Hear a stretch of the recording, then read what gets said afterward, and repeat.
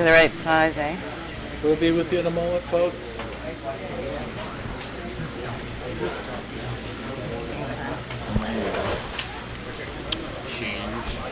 No, you keep that. Oh, thank So you. Nick brought his guitar just in case. Okay, there we go. We're up and live. Good afternoon, ladies and gentlemen. We're coming to you live in Yellowknife from Javaroma. And this afternoon, from Voices North, we're proud to interview Emily Lawson, a victim of a workplace injury back in 1991. That's a lot of years ago.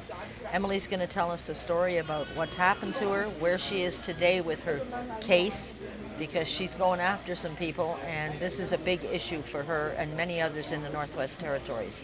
I know what it feels like to come back from disability, and this girl's trying real hard. Emily, welcome. Thank you Joy. for coming. And thanks for doing the beta testing earlier on with the show. We appreciate your time. No problem.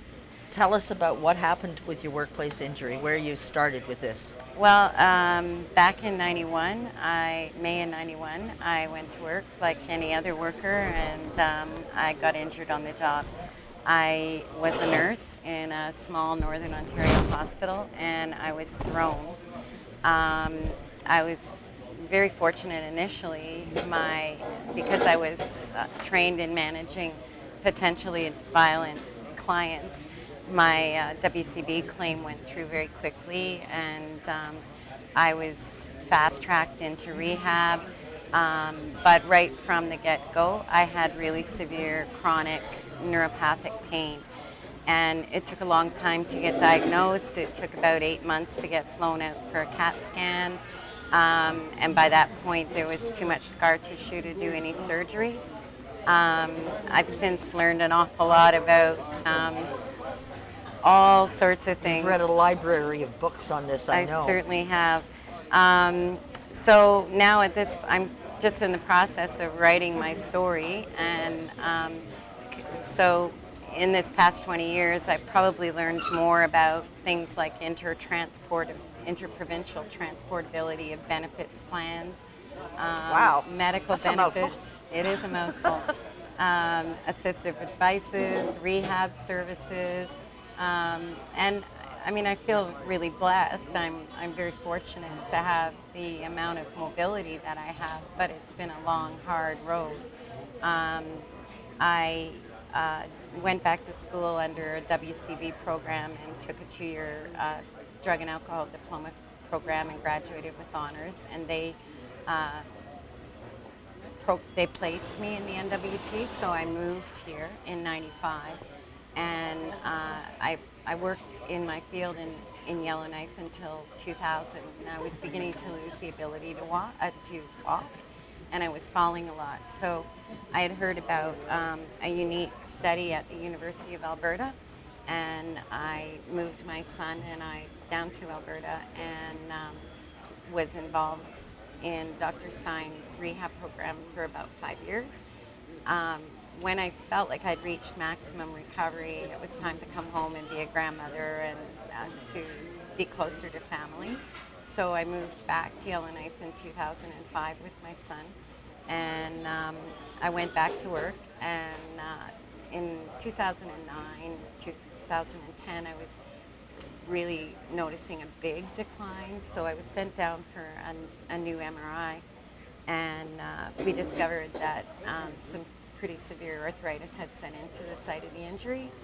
I was hopeful that I would be able to take a 3-month EI sick leave and just go back to work, and it's turned out to be a much longer process. So at my own expense, I realized that it would be unlikely that Extended Health would pay for me to return to the U of A. So I paid at my own expense for 4 trips in the last 2 years, and they were incredibly kind to send me home with this amazing piece of equipment that's called a leg-propelled wheelchair, and it was invented to help people like me who have incomplete injuries. So it essentially rebuilt my quad muscles. so that I'm able to stand up straight and not walk like a You do an drunk. amazing job. Yeah, I've it's seen the quads. change in you. Yeah, for sure. I mean, I was by the time I reconnected with them, I was doing a lot of what everybody calls the sloppy drunken gait, and I was weaving all over and falling a lot. And so I'm really grateful to have that and to be able to go to the indoor track here, and that we finally have an indoor track that I can go to. So that's really helped me kind of rebuild the muscle, and but it's a long process. So I did that in anticipation of switching medication, and so for the last 3 years, I was 2.5 years, I was on morphine contin, which Oh, that's awful. yeah, It's awful. It was very, although there. it helped with the pain, um, and at least it was time released, so I wasn't kind of walking around like an absolute, you know, Stoned out of your mind, Yeah. zombie. I know the feeling. But Been it's there. still, you know, there was cognitive dysfunction, and I was exhausted and very, very fatigued. And so I was finally, I waited a year and I got pre-approved for this new drug called Suboxone. And Suboxone is a drug that is buprenorphine, and it's mixed with Narcan. So it's a much safer drug for me to take, and it's not as risky. And it has, so it works very differently, and it has, you know, allowed me full cognitive function and cognitive repair. You're doing amazingly well on it. I mean, I'm I've not noticed the fatigued. difference myself since last Yeah. December. For sure. Oh. I mean, my son said it was almost like night and day overnight. I mean, I literally, you know, all the severe chronic fatigue was gone, and I was able to focus on, okay, so what's the rest of my life going to look like, and what's new, and how do I reinvent myself? I've run into a few side effects, some skin issues that are minor, but the one thing I've realized is that I'm still not reliable. I mean, I still need to continue to rebuild the muscle, and I can't reliably, certainly not work 8 hours a day. So what I then, about a week after I got switched over, and that's a major process. Well, don't you have to go through like a whole withdrawal Yeah. from the morphine Yeah. and then be reintroduced? Yeah, so it's not a pretty. no, it's Not pretty. My doctor tells me I'm very fortunate that I don't seem to suffer very much switching medications, so I'm Yeah. very lucky. But in any case, I did the switch, and then they said, "Oh, we're not going to pay." The problem is, this drug was approved only for the use of very difficult to treat addicts. Now, it's been used for severe neuropathic pain for some time, and buprenorphine has been used post-back surgery for some time, since the 80s. However, it's this particular brand drug is only on Health Canada's list for addiction, and I am not an addict. So, I mean, it's really ironic that I'm a drug and alcohol counselor, and I'm now having to pay $1,000 a month for medication Because you're not. because I'm not an addict. That's kind of strange. Yeah, it is, but in any case, that's the way it is. I did some publicity on North Beat, and the health minister was pressured into paying for another month. Then my son actually wrote and produced Yes. 8-track We're going to be, while we're talking about your son, Nick's going to be with us 2 weeks from now, I believe. And we're going to record him playing, and I think it's going to be right here at Javaroma, but Yeah. either way it's going to happen. Yeah. And he can tell the story, because this young man was born after his mom Yeah. was hurt. Yeah. And this whole situation with you has totally affected his Yeah, life. for sure. And that story in itself is you know, part and parcel of your story. So Yeah. we're looking forward to hearing from Nick, who's happens to be So, with us I mean, today. I'm really touched. I mean, he wrote 8 songs, Yeah. and the first 3 songs kind of tell my story. And the first song is dedicated to the 3 doctors without whom I would not be walking and as functional as I am, and I'm incredibly grateful. Now tell me something about that pretty bag that's sitting there next to it. So- You've got, you're the most resourceful lady I know. Disabled, doesn't matter. This lady works all the So- time trying to survive. In any case, having my Canada pension is $700 a month, and my meds are $1,000. So do the math. I mean, I still You don't have to be a rocket scientist to figure that one out. I There's still a have to big pay a minus hydro sign bill. there. Yeah, I have to pay a hydro bill. I have to be able to get around, and I have to be as functional as I can and get my son to school and feed us and pay my rent. And fortunately, I'm very Most lucky. people would just crawl into a cupboard and forget it. Well, I'm very lucky that I'm in housing, and they've been incredibly good to me. So I kind of reinvented myself out of desperation, and the friends of mine started giving me, They're great. donating. I was on the Yeah. walking trails the Yeah. other day, and one of the girls, Nancy, was sitting there, and there she was. She had her bag Yeah. right there, and Yeah. I knew it was yours Yeah. the second I saw it. It was just So wonderful. I cut up old clothes, and I started doing northern images like polar bears and Inuksuks. Oh, the Inukshiks are Yeah. wonderful. They're so north. So I started Now, making where are they available? So I started making purses and bags, and the Gallery of the Midnight Sun has some, and There Down we to go. Earth has some. Okay, great. And I'm doing Folk on the Rocks, which is great. Oh, you're gonna have a table out of I Folk on. am, Hey, yeah, so that's take note super. of that, folks. Yeah. Anybody listening today, go to Folk on the Rocks. Weekend And- of the 17th, I believe. And then I started making these little pouches Oh, and see? putting souvenir pieces of rock from the these are NWT. pretty. Those are And pretty. I call them my blessed stones because I'm really blessed that I can go out and pick them up, and That's even true. Ben to do that. That's true. And so people have been giving me donations for those, and it's a great little tourist thing. Okay, so where? And where? the other oh, and thing we've I've got been the, doing oh, these are is, beautiful. Keep the toasty. In the northern winter, this is perfect. What you So got these here? are I've been doing quilts and Those are incredible. little car blankets Those are really and pretty. duvet bags, and it's all patchwork top. That's And excellent. It's all recycled material, so I'm eco-friendly.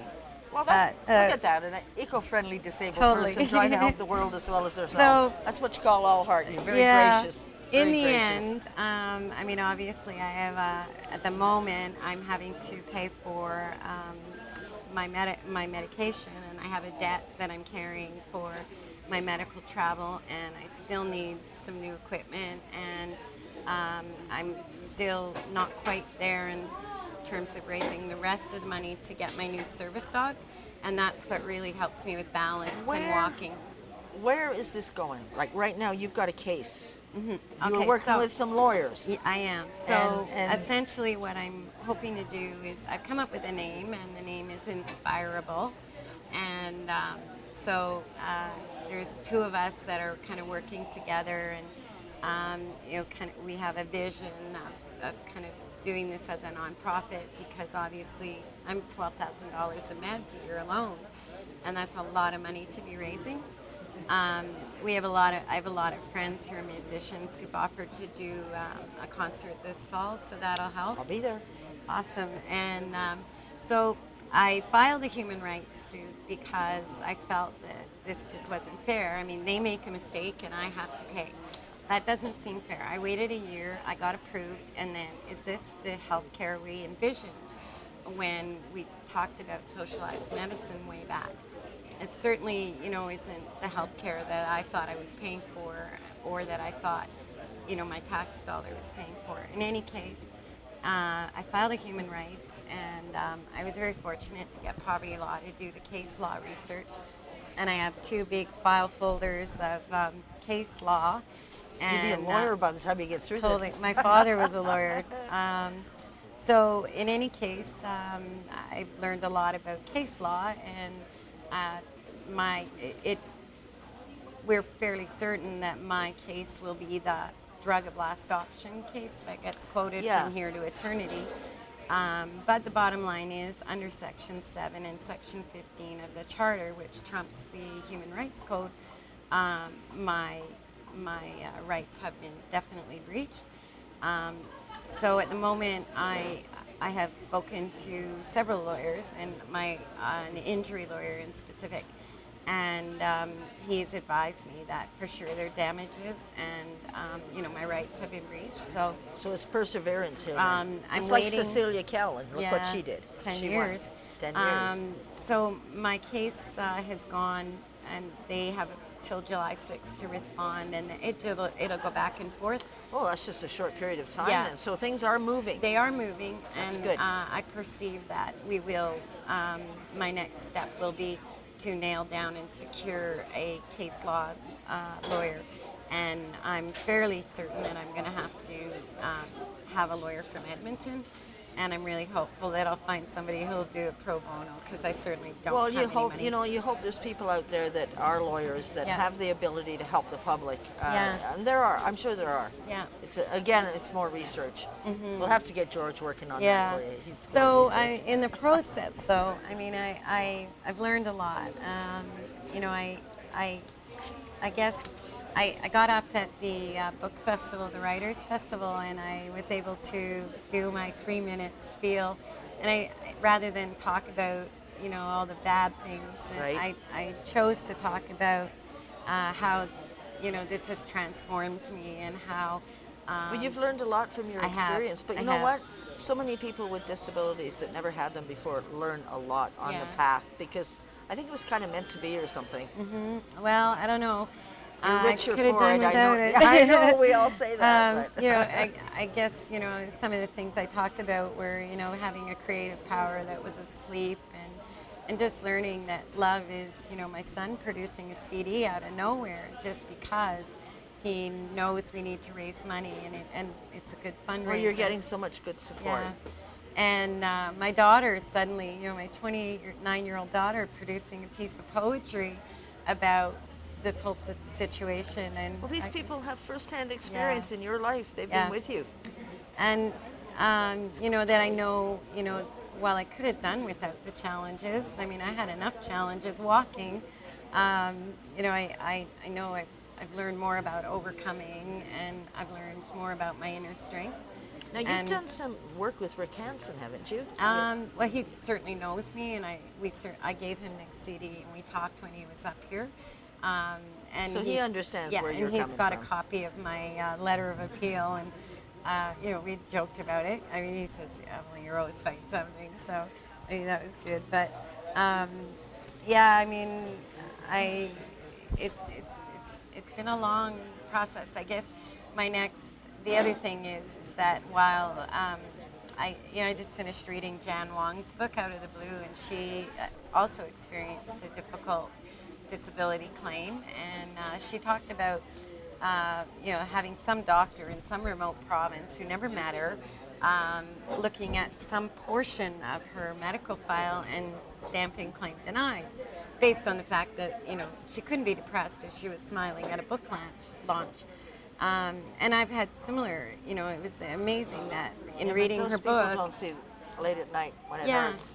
And in reading her book, how similar our stories were, in that while I was getting my Canada pension approved in Halifax, and someone was looking at my file and going, "There's no way in hell she can work right now." She's on how much morphine? Yeah, I really. don't think so.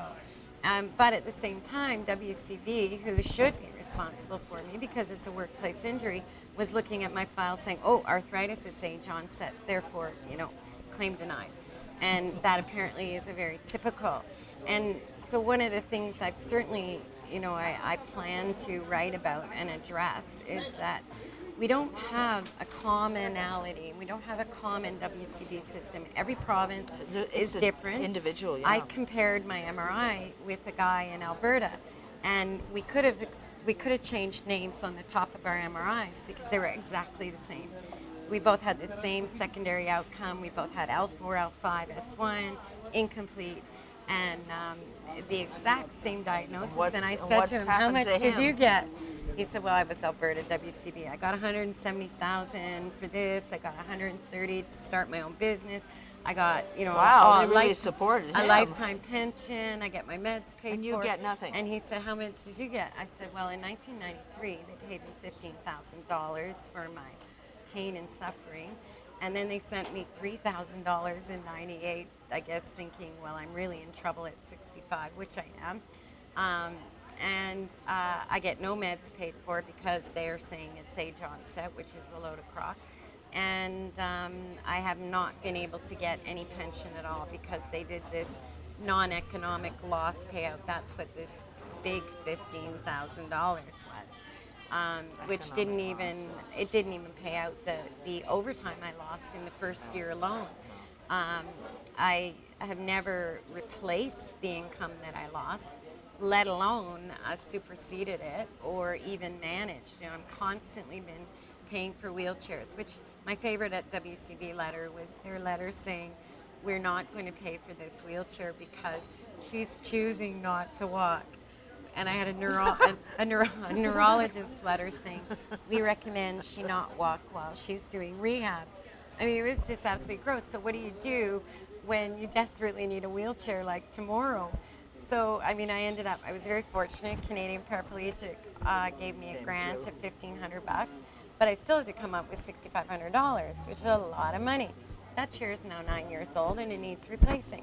Fortunately, Rotary here has said they would consider it. No, it's But great. I, as an injured worker, should not have to go around spending No, my life no, writing letters, no, collecting no. doctor's letters, and running around with my cap Why in is it hand, that persons begging with- for basic medical devices. That should be the responsibility of WCB. I do not understand why the system makes it so difficult for people with disabilities to get anything. Well, it makes and no sense whatsoever. instead of focusing on my rehab right now, I'm focused on fundraising on and persevering when and I have surviving. the energy, I'm sewing, or I'm making phone calls, or I'm trying to find my way as being a reinvented person who no longer can work full time and who can no longer be reliable to even guarantee that I could go to work 3 days a week or even At three least, half days. at least at home, But you can do this I when can you do can this do at it. home when I can, and I can make phone calls when I'm feeling well. And I mean, the meds are still working their wonder, and this is. No, it's made a I've big done. difference. I You started should be the allowed drug to have trials this. back in '99, and here we are. That's a long time to find the right drug. Well, The speaking scary of here thing- we are, Yeah, um, in closing here, yeah. where do you see yourself in a year from now? Well, I really hope that I'm able to spend less time fundraising and more time able to focus on rebuilding both my body and my financial status and But you're find still myself feeling some, strong for yeah, the fight.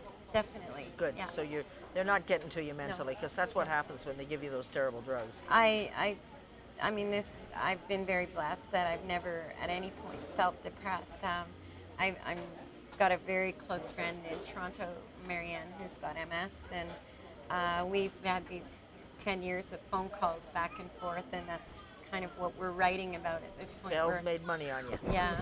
Well, those phone calls have been my support, and when I felt like, can I do this? And can I climb another mountain? She's been there saying, oh Yes, yes, you you can. can. I've had a brain tumor for 20 years, and Wow. she's got MS, and she's Sometimes other people's disabilities just make you feel so small and so insignificant, right? Even though yeah. yours is a big one or mine is or yeah, no, anybody else. it's been incredible to have that kind of peer support, and it's just meant so much. And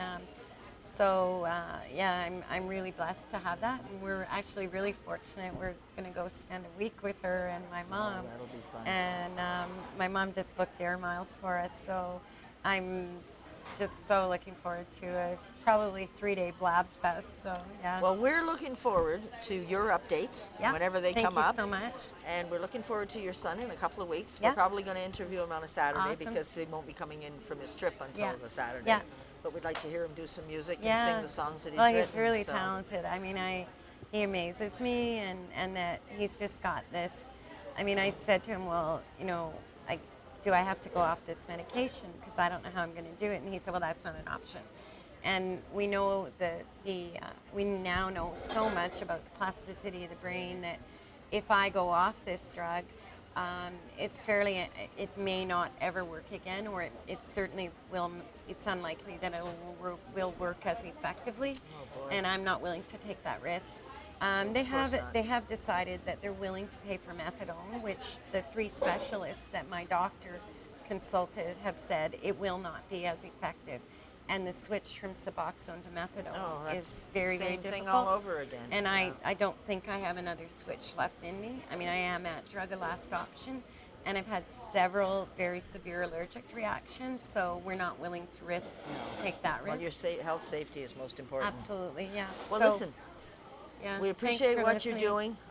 Thank you for fighting for your disability and your Yeah. rights, because that's Thanks really for important listening. as a woman, as Yeah. a citizen. Hmm. And as you know, Mr. Bevington and I support your fight. And I appreciate And that. we are really glad you came on to discuss your issue, because obviously it is an issue. It's reached my desk, it's become an issue.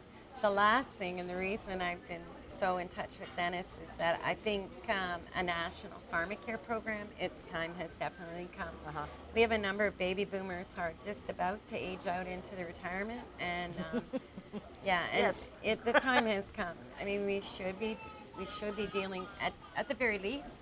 We, as provinces and territories, should be jointly buying meds and saving a fortune. There's no reason why I should be paying $1,000 a month for a medication when someone I know in one of the southern states is paying less than half of what I'm paying in U.S. dollars. The rules are different everywhere. Well, and it has to do with joint province buying, and there are more people in the United States. Therefore, They get a better their deal. they get a Yeah. better deal. So, Well, on that note, yeah, we'll hope thank you very get the much. better deal. Appreciate Thank you, your my dear. time. I'm shaking Yeah, your pot today with me my too. cast on. We're Thanks doing so great. much. You take care, and we'll see your son in 2 weeks' time. Awesome, And we'll thanks. be live next Friday with Voices North. Joy Newton signing off. Thank you very much. Have a great day. Thank you so much. You're welcome, my dear.